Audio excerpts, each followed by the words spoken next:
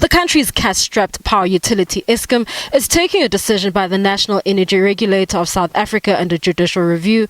This comes after the energy regulator declined its original tariff increase and granted Eskom an increase between 5 and 9% for the next 3 years.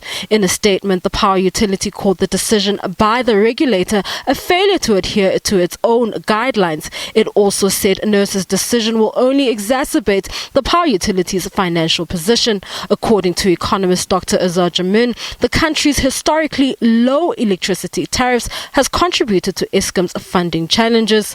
The apartheid government then decided to market South Africa as an investment destination by virtue of having the cheapest electricity in the world, and electricity tariffs were increased by 2% less than the producer price inflation rate every year, which meant that when we came to the first decade of the 21st century and we were suddenly the economy was growing and we were obliged to build new power stations, there was insufficient money to do so, and there's been a funding crisis that has developed ever since then.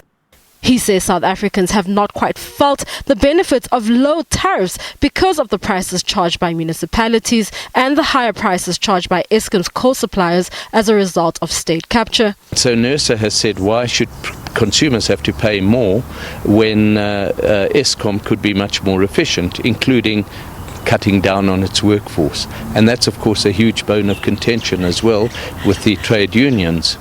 But the reality is that the cost of electricity in South Africa, or the price of electricity, is far, far too low relative to the cost of producing it to be able to enable Eskom to fund its operations in a financially viable manner.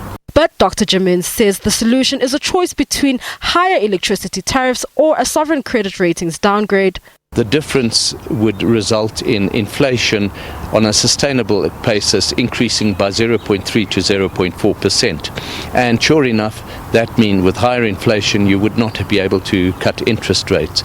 But at the same time, if you, from a longer term point of view, if you don't raise those electricity tariffs, the government debt will be higher, the credit rating will be in greater jeopardy, and interest rates will rise in any way, and the consumer will have to bear the cost. So it's 6 of one and half a dozen of another. Eskom says its court application is necessary to avoid a financial disaster. It hopes that a decision by the courts will address its budget shortfall. Mbalendle Mthethwa, SABC News, Johannesburg.